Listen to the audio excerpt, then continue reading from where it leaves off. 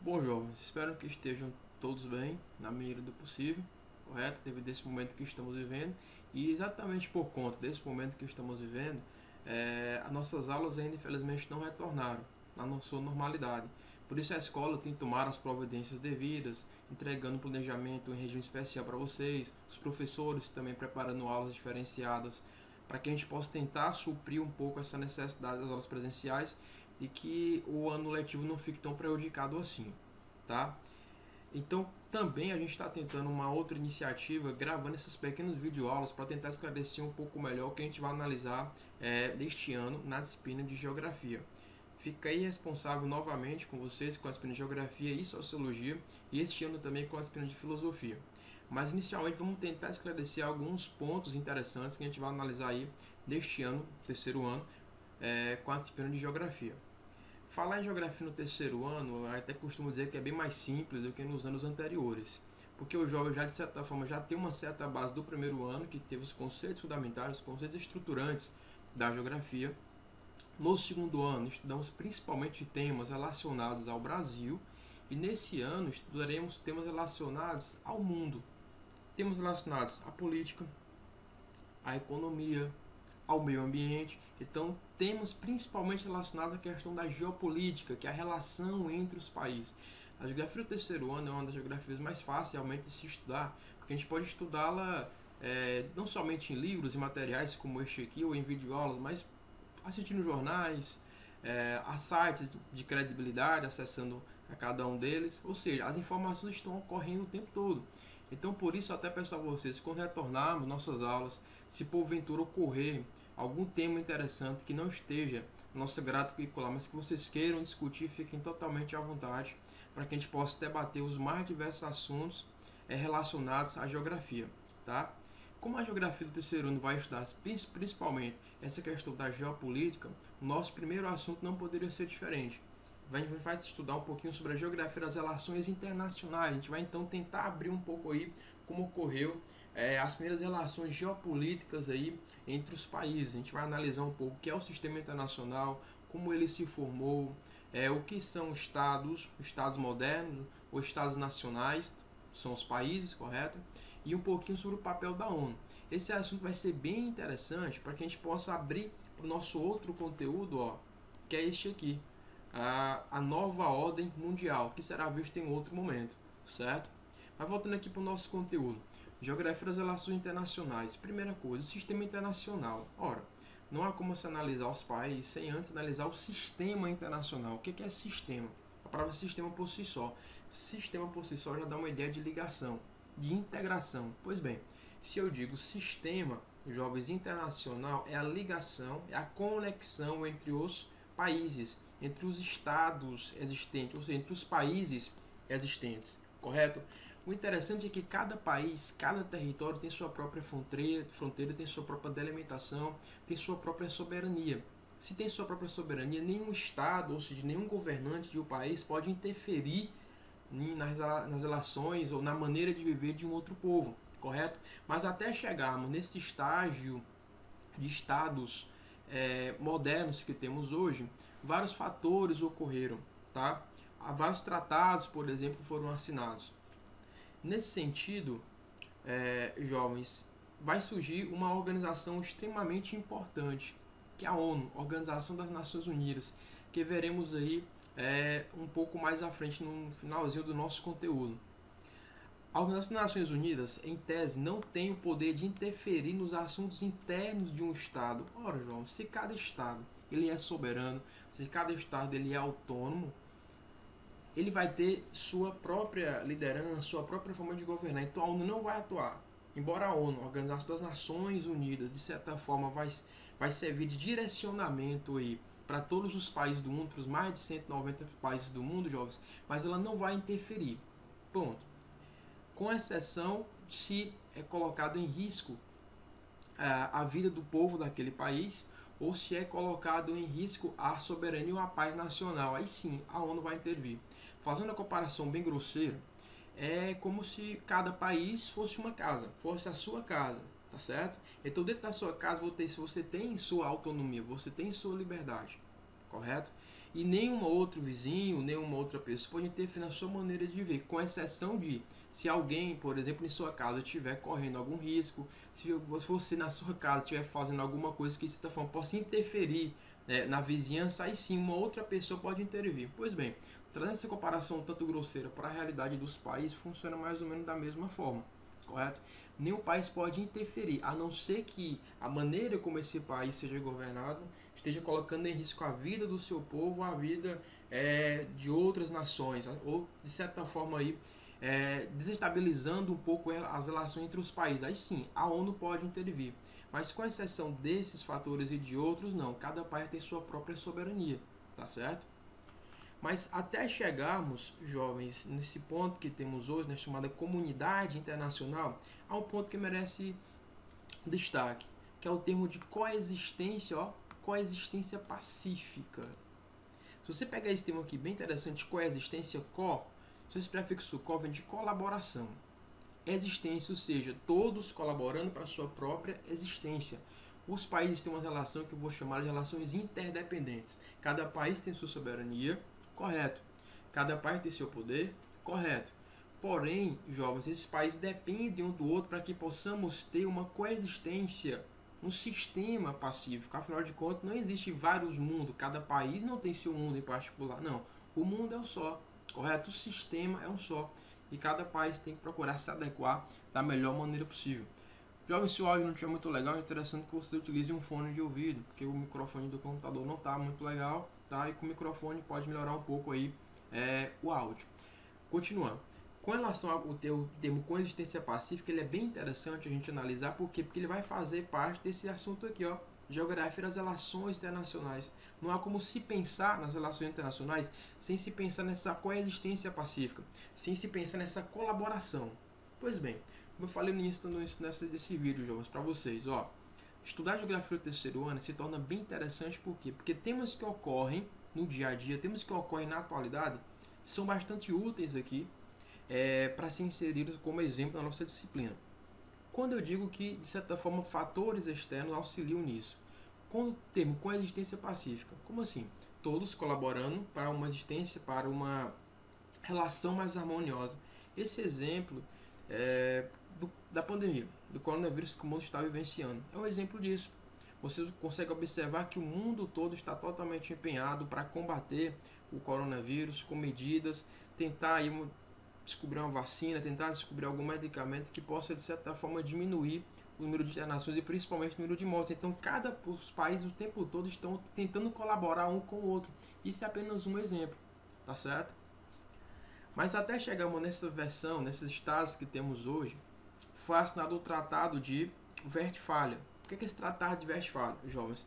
Esse tratado nada mais era do que um conjunto de tratados, correto? O tratado foi assinado dia 24 de outubro de 1648, exatamente no ano do fim da Guerra dos 30 Anos, que iniciou aí em 1618. Jovens, até então, antes do Tratado de Westfália, a igreja, principalmente no caso a igreja católica, exercia uma influência muito grande, correto? Então os países não tinham uma certa autonomia. E a questão do protestantismo, da religião protestante, foi crescendo bastante. Isso pôs em xeque um pouco aí o catolicismo, tá certo? Então os países, a partir do Tratado de Westfália assinado em 1648, os países passaram a ter sua própria soberania, correto? Os países, de certa forma, passaram a ter sua própria liberdade, a ter suas próprias fronteiras, a ter sua própria autonomia. Nesse sentido, jovens, o Tratado de Westfália vai, de certa forma, propor uma igualdade jurídica entre os estados, ou seja, fazer com que nenhum estado seja mais privilegiado do que outro, embora, não é, saibamos que alguns países, de certa forma, exercem um certo poder, exercem uma certa influência, mas isso aí vai ser tratado, repito, nesse próximo assunto, nova ordem mundial, correto? Por enquanto, a gente vai analisar aqui nesse assunto aqui. O Tratado de Westfália, portanto, é que vai dar essa autonomia aos estados internacionais, que vai, de certa forma, criar, vai ser o pontapé inicial aí para a criação dos países como conhecemos hoje, proporcionando a esses países maior liberdade, maior autonomia, fronteira, soberania e a interdependência que cada país vai ter aí com relação ao outro. Jovens, Outra parte interessante que a gente pode analisar aqui, essa parte aqui, ó. O sistema internacional contemporâneo é marcado por uma forte interdependência. Como eu falava ainda há pouco, jovens, quando eu digo interdependência, essa forte ligação, o fato de um país acabar dependendo do outro.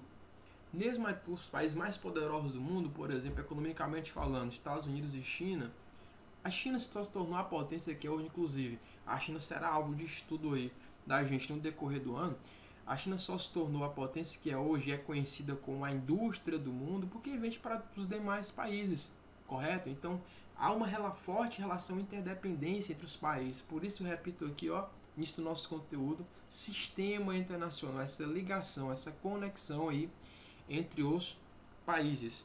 Continuando aqui, jovens, ó, os países são interdependentes, particularmente em questões econômicas, no mundo em que o mercado global assim assume proporções jamais vistas. A economia, esse atual estágio do capitalismo, é a prova mais cabal realmente que os países têm essa forte independência, que os países realmente têm essa forte interligação. Então, fato, jovens, que quando ocorre, por exemplo, uma grave crise econômica, por exemplo, nos Estados Unidos, embora a crise econômica tenha ocorrido lá, mas essa crise vai, de certa forma, acabar influenciando aí diversos países, diversas partes do mundo. Isso por quê? Porque os países têm essa interdependência, têm essa relação econômica. Então não é porque, por exemplo, o fato de um problema econômico ocorreu em país tal, que o Brasil, por exemplo, não vai ser afetado. Não. Direto ou indiretamente, todos os países que tem alguma relação econômica direta ou indiretamente, repito, com aquele país que está passando por algum problema econômico ou financeiro, aquilo também vai acabar aí trazendo consequências, implicando em consequências negativas, tá certo? Com o passar do tempo, jovens, então vamos fazer essa breve história, breve resumo, melhor dizendo até então. Então, no início, os estados não tinham essa soberania, como eu falava ainda há pouco, como temos hoje. Com o passar do tempo, os estados adquiriram essa soberania, adquiriram essa interdependência, essa autonomia, essa soberania através do Tratado de Westfália.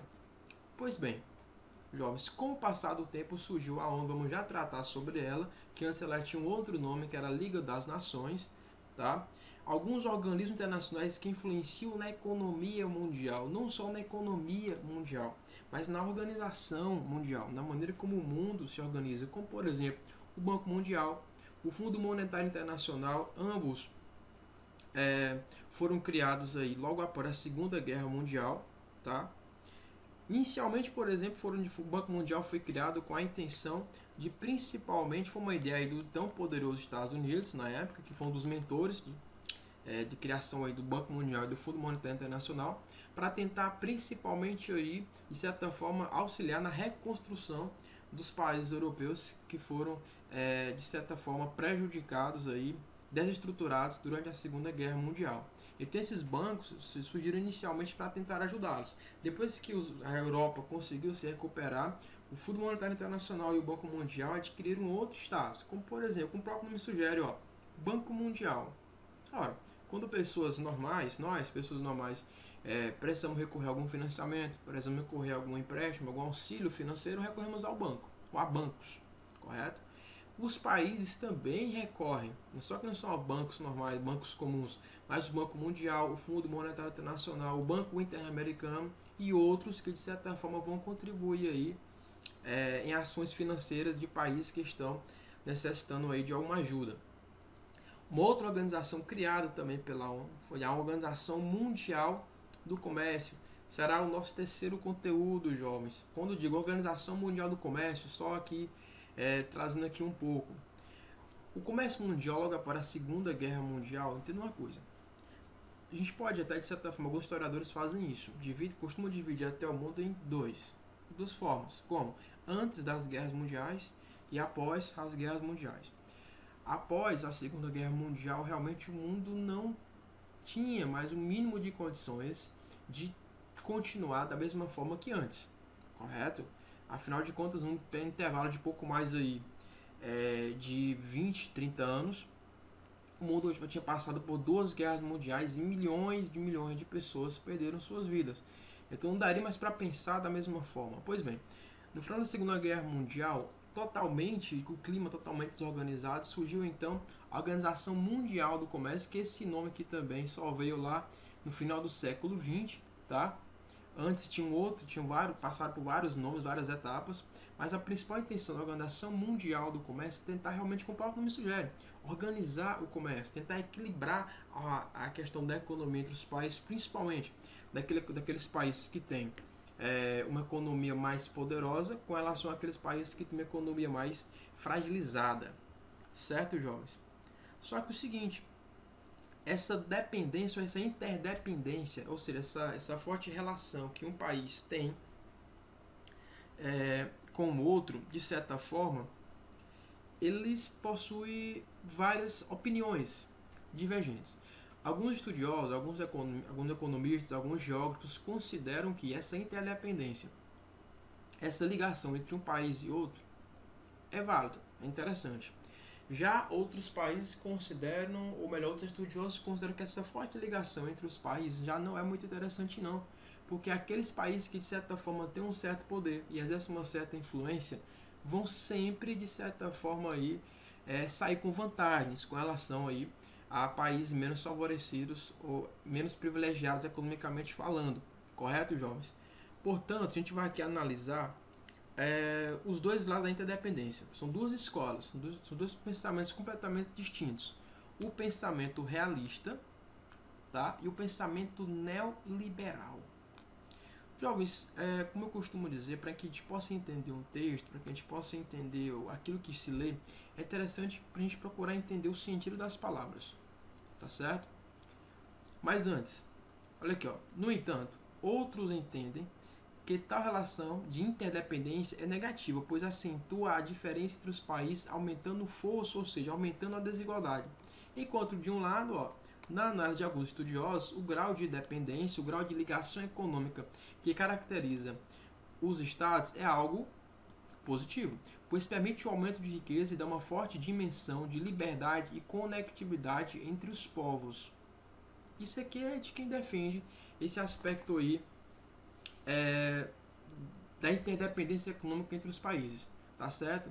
O fato, por exemplo, de várias pessoas do mundo assistirem os mesmos filmes, as mesmas séries, tomarem, por exemplo, o mesmo tipo de refrigerante, gostarem das mesmas coisas. Então se passa uma falsa ideia que vivemos então numa espécie de aldeia global, que é até um conceito bem interessante, que a gente vai analisar em sociologia também, correto?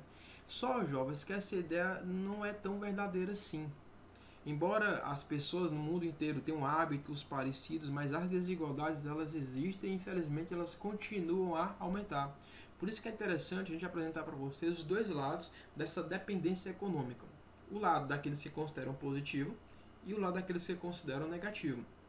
Como eu falava anteriormente, ó, o que a escola realista diz? Como o próprio nome sugere, realista, ela realmente ela vai, de certa forma, ser não tão sonhadora assim. Ela vai dizer o seguinte, ó, sempre haverão países mais poderosos do que outros e por conta disso, esses países que são mais poderosos do que outros vão acabar aí adquirindo vantagens superiores. Olha o que diz a escola realista. A escola realista entende o sistema internacional como um campo conflituoso no qual as relações não permitem maiores concepções entre os estados. Vamos grifar essa parte aqui, ó. Campo conflituoso. Então, segundo os realistas, aqueles que defendem essa escola realista, jovens, ele diz o seguinte, ó, que a paz, ela não vai acontecer permanentemente, não. Ela sugere o seguinte, que de certa forma o mundo vai passar por tréguas, vai passar por grandes períodos de paz, mas que uma vez ou outra, um período ou outro aí, um país vai acabar entrando em conflito com outro país, tá? E eles dizem mais ainda, uma vez que estes, os países mais poderosos, estão sempre em busca de poder. Nessa perspectiva, todo Estado tem dois objetivos. Primeiro, a autodefesa. Então, todo país tem o direito de se defender. Então, aqueles países que são militarmente mais bem preparados, economicamente também mais bem preparados, logicamente que eles terão um maior poder de defesa, tá certo? Ou seja, para garantir a sua sobrevivência. Segundo, sobrepondo-se aos demais. é uma outra perspectiva, jovens, que a gente também vai analisar no nosso próximo conteúdo, no nosso próximo assunto chamado Nova Ordem Mundial. Então, segundo os realistas, sempre os países vão querer se sobrepor um ao outro, certo? E essa ordem mundial sempre vai, de certa forma, mudar. Já a escola neoliberal, novo, liberal, liberdade, ela já vão ter um pensamento um tantinho mais diferente, ou melhor, bem mais diferente do que a escola realista. Já a escola neoliberal entende o sistema internacional como passível de cooperação entre os estados. Ele fala o seguinte, ó, que as relações entre os países podem ocorrer sim de maneira pacífica, não como base na diplomacia, mas como base no aspecto econômico, ou melhor, não com base no aspecto militar, mas com base no aspecto econômico e principalmente na diplomacia. Então, resumindo, os realistas acreditam que não é possível viver uma coexistência pacífica entre os países. Ó, esse termo vimos aqui anteriormente, que é essa existência harmoniosa entre os países. Então, segundo os realistas, isso não vai acontecer, porque sempre um país vai acabar querendo se sobrepor ao outro. Mas já segundo aos neoliberais, é possível sim vivermos em um mundo, numa relação internacional mais harmoniosa, com base no aspecto econômico, correto? Não com base no aspecto militar, não com base na força, na violência, e sim com base no aspecto econômico e principalmente com base no diálogo, sim, principalmente com base na diplomacia. Bom, você pode até se questionar, mas qual das duas teorias, qual das duas escolas são verdadeiras? A realista ou a neoliberal? A gente pode afirmar o seguinte, jovens, que as duas têm seu aspecto positivo, as duas têm seu aspecto negativo, ou seja, as duas têm seu aspecto de verdade, defendem pontos positivos. Por exemplo, a escola realista. Dizer que todos os países do mundo, principalmente aqueles mais poderosos, irão o tempo todo procurar se defender, irão se sobrepor aos outros, isso vai acontecer. Temos o exemplo aí, por exemplo, de diversos países europeus, temos o exemplo da própria China, temos o exemplo do próprio Estados Unidos, que são países Estados Unidos, China e Japão e tantos outros, que são países altamente influentes e que exercem mesmo a sua soberania com relação aos demais, tá certo? Mas também dizer que o mundo o tempo todo vai viver em conflito, que o diálogo, que a diplomacia não vai acontecer, isso também não é uma verdade. Então, ou seja, já a escola neoliberal também tem seu aspecto positivo, tem seu aspecto de verdade, correto? É possível sim também vivermos em relações ou em tempos de paz, com base na diplomacia, com base em relações econômicas, com base no diálogo e tantos outros aspectos, jovens, correto? Então as duas escolas aí têm o seu aspecto positivo e negativo. Olha aqui, para resumir as duas. Ou seja, os neoliberais têm uma perspectiva cooperativa do sistema internacional. Eles acreditam sim na coexistência pacífica, ao passo em que os realistas o entendem como um permanente conflito, correto? Mas reitero que as duas escolas, que os dois pensamentos aí têm seu aspecto de verdade, correto? Bom, jovens, partindo para o nosso próximo ponto. Já entendemos um pouco, correto, o que é Estado, ou como ocorre, como se deu a formação do sistema internacional. O sistema internacional, portanto, só aqui resumido rapidamente, é o conjunto de estados, é o conjunto de países. Cada país tem sua própria soberania, cada país tem suas próprias fronteiras, cada país tem sua própria autonomia, correto? Mas desses países, mesmo tendo sua própria autonomia, sua soberania, mas eles são o quê? Interdependentes. E essa relação de interdependência só existe devido a uma coexistência pacífica, que é essa colaboração existencial aí entre os países. Porque imagine só, não dá para um país ficar o tempo todo aí guerreando o outro, jovens. Depois da Segunda Guerra Mundial, só abrindo aqui um parênteses rápido, vocês vão aprender isso melhor em história. Mas durante a Segunda Guerra Mundial, os Estados Unidos mostrou o seu poder de fogo com as bombas de Hiroshima e Nagasaki, correto? Dia 6 e 9 de agosto no Japão. Armamento esse nunca antes visto. Então, naquela época, somente os Estados Unidos tinha. Depois a Rússia dominou a tecnologia e hoje sabemos aí que vários países do mundo têm essa tecnologia nuclear, correto? Então, imagine só, se aqueles países mais poderosos realmente ficassem livremente aí, ó, atacando os demais países que são mais frágeis. Seria um verdadeiro caos. Então, há necessidade, sim, dessa coexistência, dessa colaboração existencial entre os países. Esses estados internacionais, correto, só relembrando aqui, passaram a existir através do Tratado de Westfália. E esse tratado foi que, de certa forma, dessa autonomia, dessa jurisdição, dizendo que todos os países devem ser tratados de maneira equiparada, de maneira igualitária. A ONU vai surgir, a gente vai estudar já já um pouquinho sobre a ONU.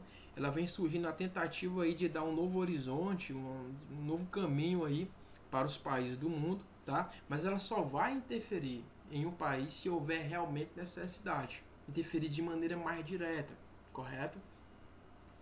Analisamos que há dois tipos de escolas, ou dois tipos de pensamento no que se refere ao sistema internacional. Os realistas, que são aqueles que acreditam que não é possível viver nessa coexistência pacífica, correto? Porque sempre um país vai querer se sobrepor ao outro. E a outra escola contrária é a neoliberal, que acredita sim que é possível uma convivência mais harmoniosa com base nas relações de diplomacia e relações econômicas. Belezinha, jovens? Nosso próximo ponto, vamos falar sobre o Estado. O que é o Estado, jovens? Nisso aqui trazemos um conceito bem tranquilo, bem calmo para a gente entender isso aí. É o organismo político máximo de uma sociedade. Os Estados têm o monopólio do poder político no interior de suas fronteiras. Olha aqui, ó. Quando falamos de soberania, cada estado, cada país tem autonomia no interior de suas fronteiras. Então, cada governante, ou os nossos governantes, que temos aí desde a municipal, a estadual até a federal, dependendo de como o país é governado, jovens, tem a sua autonomia, tem a sua liberdade. Desde que não põe em risco a vida da população, desde que não põe em risco a vida do sistema como um todo, correto? Mas tem sua própria liberdade. E quando eu digo que o Estado é o organismo político máximo de uma sociedade, pois são as unidades soberanas de autoridade máxima, como assim? Jovens, utilizando aqui mais uma vez o exemplo da pandemia, tá certo? Observem que, devido à pandemia, não somente o governo federal, mas os vários governos estaduais e governos municipais também têm adotado diversas medidas, principalmente no que se refere ao controle social.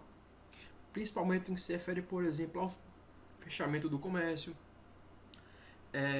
por exemplo, a medidas que devem ser tomadas. Então, tudo isso, quem de certa forma está liderando é o Estado, correto?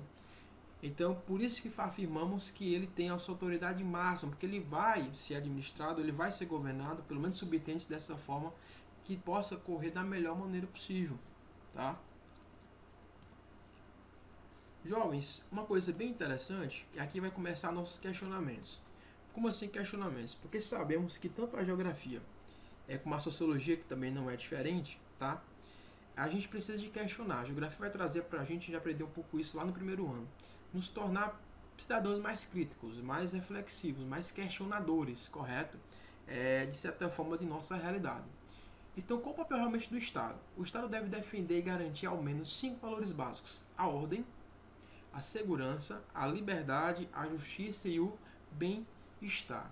Eu questiono a vocês, jovens, tente se perguntar aí, na casa de vocês, será se o Estado realmente está garantindo isso para toda a sociedade, para toda a sua população? O Estado consegue manter realmente a ordem, consegue realmente manter a segurança, consegue realmente manter a liberdade, a justiça e o bem-estar de todos? Correto? Teoricamente, esse é o papel do Estado. Mas na prática, infelizmente, devido a algumas circunstâncias aí, e fatores internos e externos, ele acaba aí não exercendo muito bem tais importantes funções que deveria exercer.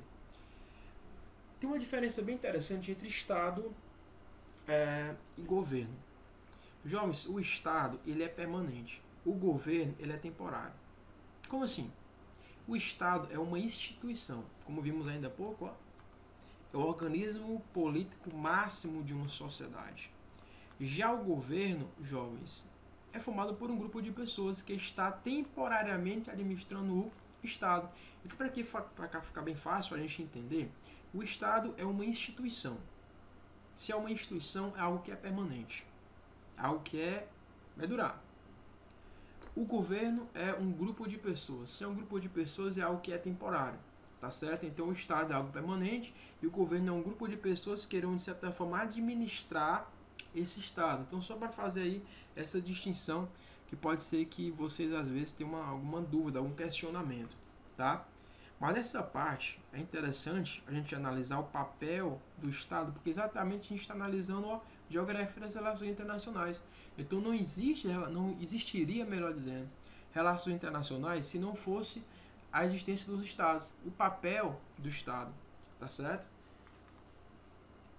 Bom, jovens, a outra parte do nosso conteúdo, o papel da ONU, Organização das Nações Unidas, e tão famosa e tão conhecida, correto?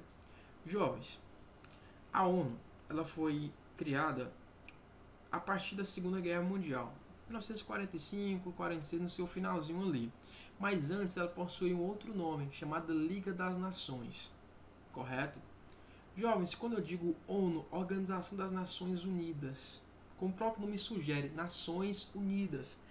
Como a gente comentava no início da nossa aula, o mundo no intervalo bem pequeno, de 1914 a 1918, Primeira Guerra Mundial. De 1939 a 1945, a Segunda Guerra Mundial. Então, repito o que eu falava ainda há pouco. O mundo não daria para continuar da mesma forma de outrora. De maneira alguma, correto? Por isso que quando terminou aí a Primeira Guerra Mundial, foi criada a Liga das Nações, na tentativa de garantir a paz. Ora, porque até então, jovens, a Primeira Guerra Mundial tinha sido o conflito mais cruel de todos da história da humanidade até então.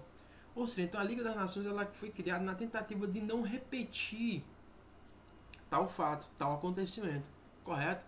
Só que em 1939, ou seja, apenas 21 anos depois aí da Primeira Guerra Mundial, ia surgir aí a Segunda Guerra Mundial, correto? Que durou muito mais tempo, durou 2 anos a mais e teve efeitos, consequências bem mais trágicas do que a Primeira Guerra Mundial. Porque geralmente quem perde numa guerra nunca fica tão satisfeito assim, correto? Porque além das perdas econômicas, tem as perdas humanas, tem a perda de território. Então, quando terminou, de certa forma, a Primeira Guerra Mundial, já quase que se sabia que uma Segunda Guerra Mundial ia surgir. Como se a primeira, infelizmente, não tivesse tido aí totalmente resolvida. Então, as Ligas das Nações vai surgir nessa tentativa aí, de tentar evitar aí um novo conflito, correto?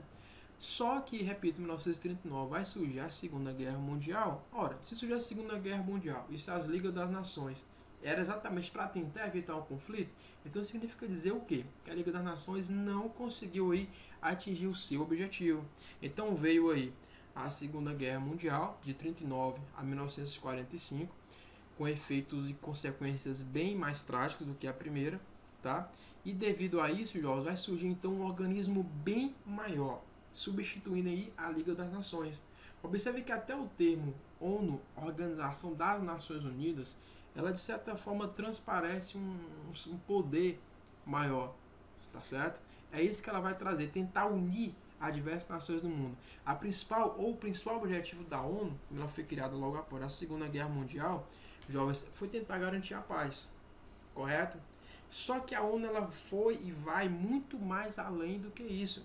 Você vê, por exemplo, atualmente a OMS, Organização Mundial da Saúde. Então, acho que nos últimos anos, nos últimos meses, né, acho que nunca se ouviu se falar tanto em OMS, correto? Por quê? Porque a OMS, de certa forma, a Organização Mundial da Saúde, é o organismo máximo da saúde.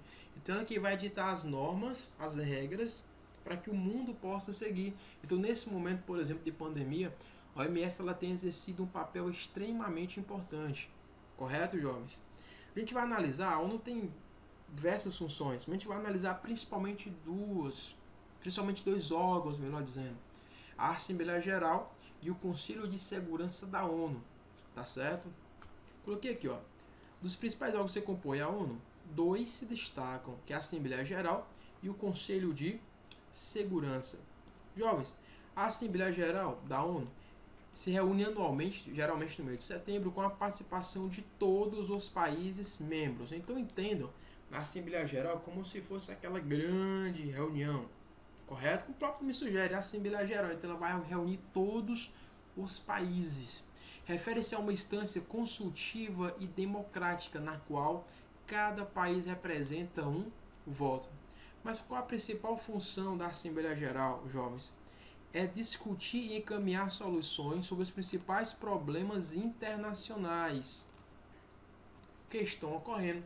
Então esse é o principal objetivo, a principal função da Assembleia Geral, discutir temas que ocorreram. Então, atualmente, jovens, como vocês viram aqui, a Assembleia Geral se reúne uma vez ao ano, mas se porventura houver necessidade de reuniões extraordinárias, a ONU também pode se reunir tranquilamente, tá? É também função da Assembleia Geral da ONU avaliar o orçamento da ONU e decidir como esse orçamento vai ser gasto. Como eu disse, a ONU inicialmente ela surgiu com essa intenção de proporcionar e de garantir a paz. Só que a ONU vai muito mais além do que isso. O UNICEF, a questão da criança e adolescente, ela vai a questão também dos alimentos, diversos outros aspectos. De certa forma, a ONU vai se preocupar. Agora, a paz. Logicamente, a paz é um dos principais objetivos, jovens. Porque como é que se vive? Nada num país pode, ou entre relações entre países, pode ficar ou estar bem se não houver a paz. Então, a paz é o objetivo principal da ONU. Então, esse objetivo principal se não alcançado, a ONU então tem mais tempo, correto, para se preocupar com diversas outras áreas. Porque a ideia da ONU realmente é causar uma espécie de harmonia mundial, correto? Jovens, a Assembleia Geral também tem uma outra importante função. É a Assembleia Geral que vai decidir o quê? Quais países devem entrar na ONU e quais países devem aí ser expulsos da ONU, correto? Você pode até se questionar, professor, né? São todos os países do mundo que faz parte da ONU. Jovens, é aquela coisa. Não são todos os países que fazem parte da ONU, mas é interessante participar. Assim como a Organização Mundial do Comércio, que vai ser um assunto visto nos próximos meses. Nem todos os países são obrigados a participar da Organização Mundial do Comércio, mas se eu participar, apresenta vantagens. E a ONU, jovens, como sendo o principal órgão representativo de todos esses países do mundo, não é interessante ficar distante dessa organização, não.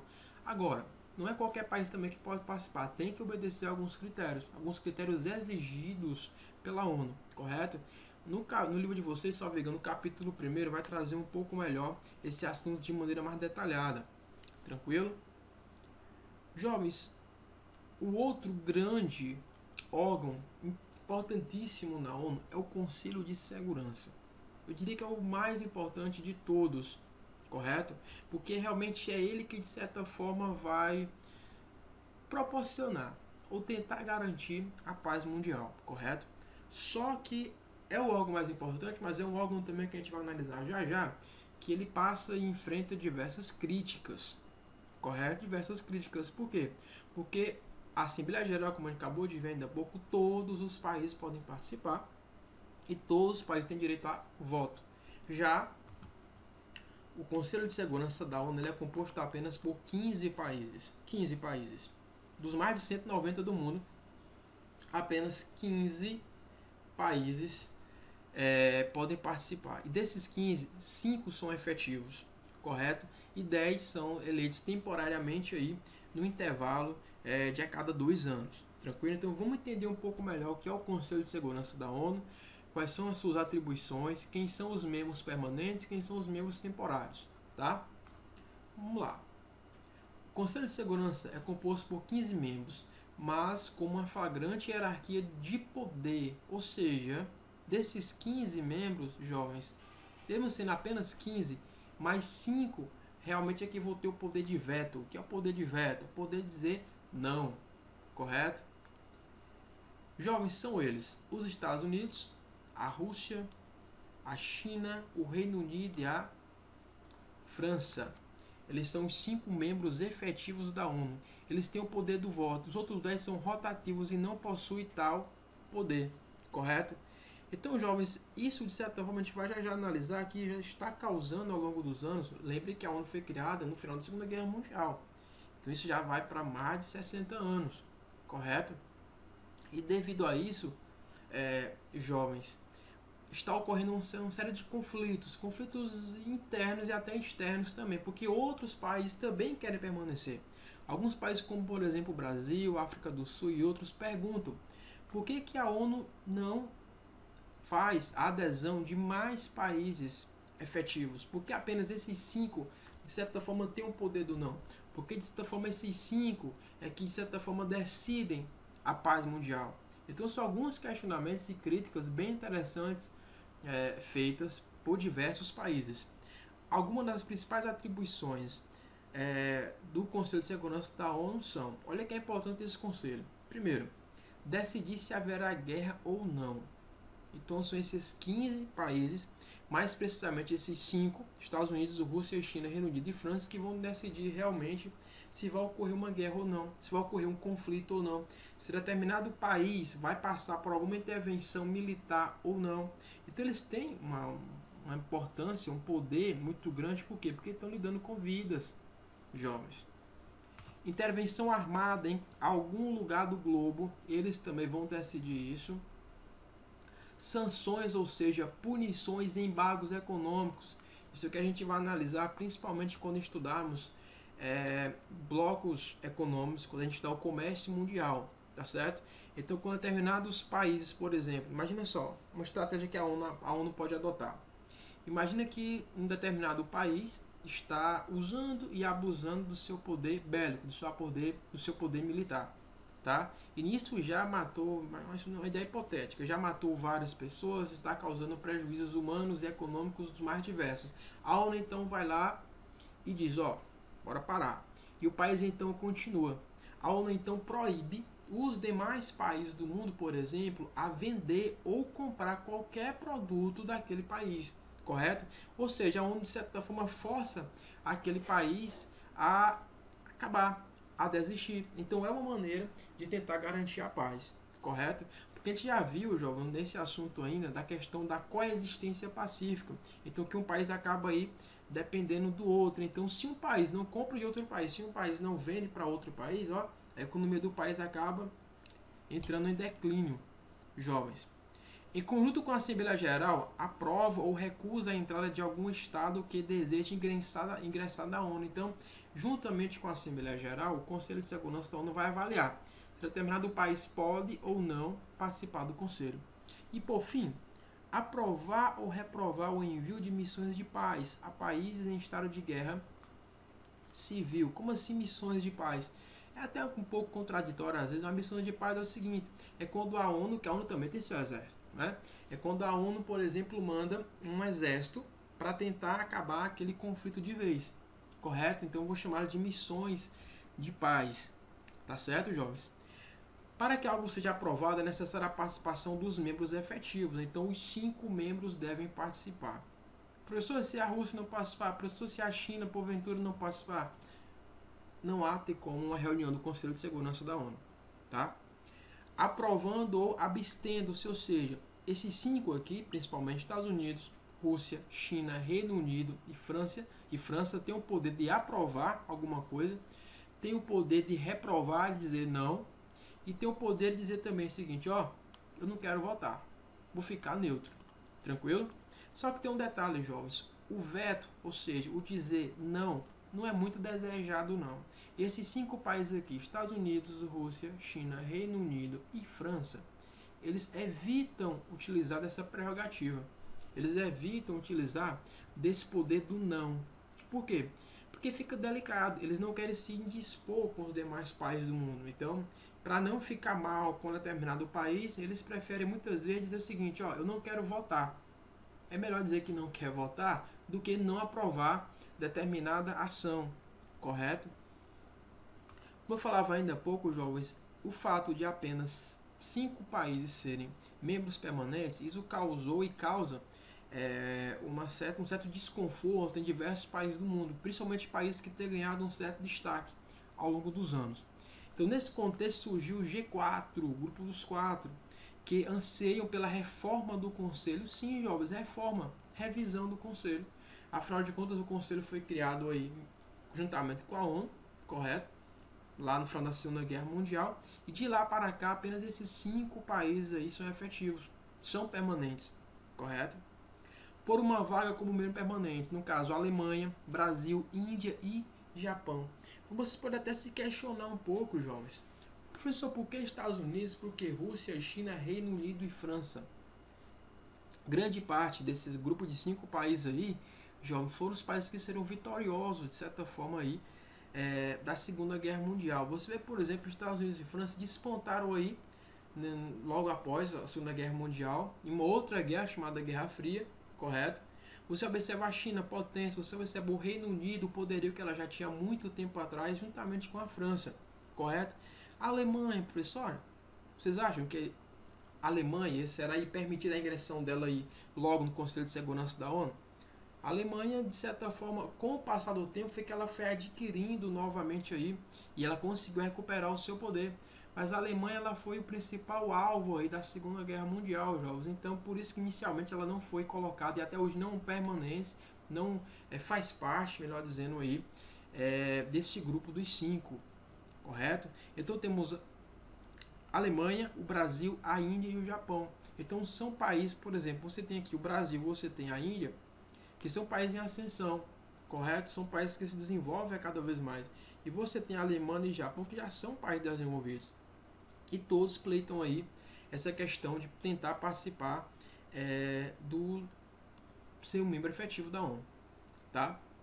Eles argumentam ainda, jovens, que a representatividade do Conselho, inspirada no contexto da Segunda Guerra Mundial, já não mais corresponde à realidade geopolítica atual. Correto, muito correto mesmo. Esse argumento da Alemanha, esse argumento, jovens, do Brasil, da Índia e do Japão. Sim, o Conselho de Segurança da ONU ele foi criado no contexto da Segunda Guerra Mundial. Jovens, de 1946 até os dias atuais, muita coisa mudou. O mundo mudou. A ordem mundial mudou. Então não faz sentido realmente que o Conselho de Segurança da ONU permaneça apenas esses 5 países. Correto? Então é um argumento bem interessante e bem favorável. Ele diz mais ainda, ó, caracterizada pelo multilateralismo, que são as relações, as várias relações. Esse termo multilateralismo a gente vai analisar principalmente aí quando estudarmos o comércio mundial. Quando eu digo multilateralismo, são as diversas relações que os países têm uns com os outros, no aspecto político e no aspecto econômico. O G4 tem uma postura interessante, defende ainda que, além dos 4, um representante do continente africano deve fazer parte do Conselho. O mais provável seria a África do Sul, correto? Por que a África do Sul? Porque é um país que tem o maior desenvolvimento naquele continente. Belezinha? Fazendo aqui um breve resumo, jovens. O papel da ONU, vamos relembrar aqui rapidamente. A ONU foi criada, portanto, aí, logo após a Segunda Guerra Mundial. Antes ela tinha um outro nome, uma outra nomenclatura chamada Liga das Nações, que surgiu aí no término da Primeira Guerra Mundial. Só que a Liga das Nações ela não teve tanto êxito assim, haja vista que não conseguiu evitar a Segunda Guerra Mundial. Então vai surgir a ONU com um poder maior, com um nome realmente bem mais forte, com a maior representatividade. Correto? Mas lembre que a ONU ela não vai sair intervindo aí no país de qualquer maneira, não. A ONU só vai intervir realmente quando há necessidade. Ou quando, por exemplo, determinada população de um país é colocada em risco, ou as relações entre os países estão um tanto estremecidas, correto? Aí sim, a ONU vai atuar. A ONU ela vai atuar em diversas vertentes também. Os principais organismos ou órgãos da ONU temos a Assembleia Geral e o Conselho de Segurança da ONU. A Assembleia Geral, como o próprio nome sugere, ela vai reunir todos os mais de 190 países que fazem parte da ONU, correto? E cada país tem seu poder de voto. E a Assembleia Geral vai decidir juntamente com o Conselho de Segurança, por exemplo, quem pode entrar no Conselho, quem pode entrar na ONU e quem deve ser expulso ou suspenso da ONU. Vai decidir, por exemplo, como vai ser gasto o orçamento da ONU, quais projetos receberão um determinado investimento, correto? O Conselho de Segurança da ONU é um dos mais importantes de todos, como acabamos de analisar, porém ele tem algumas críticas em relação a ele, porque só são 15 membros, desses 15 membros, 5 são efetivos e 10 são temporários. Desses 5 efetivos, jovens, desde aí a sua criação em 1945, 1946, mais ou menos, correto? O Conselho de Segurança da ONU vai possuir várias atribuições, estão aqui. No livro de vocês também vai trazer algumas bem interessantes, correto? Isso, de certa forma, o fato de apenas 5 países se tornarem efetivos, isso despertou um certo desconforto em vários países do mundo, onde esses países formaram um grupo, principalmente o grupo do G4. Brasil, vemos aqui Brasil, Alemanha, a Índia e o Japão, que diz o seguinte, ó, Conselho de Segurança, já faz muito tempo que você foi criado, correto? O mundo mudou, a economia mudou, a política mudou e o Conselho de Segurança não mudou. Então, cada vez mais eles estão aí tentando fazer com que há uma reformulação da ONU. Só que esses 5 membros efetivos, jovens, não estão muito abertos por diálogo não. Então, até o presente momento, realmente, só fazem parte efetivamente, de maneira permanente, no Conselho de Segurança, apenas esses 5 países aqui, ó. Tranquilo? Jovens, colocamos aqui algumas questões para vocês discutirem, para vocês analisarem. 5 questões bem simples, 5 questões bem interessantes. Tranquilo? Jovens, estamos aqui praticamente encerrando esse primeiro vídeo. Foi um pouco rápido, mas a intenção aqui é apenas esclarecer um pouco mais, correto? Espero que as aulas voltem logo, estou com muita saudade de voltar para a sala de aula. Qualquer dúvida, por favor, entre em contato com a gente.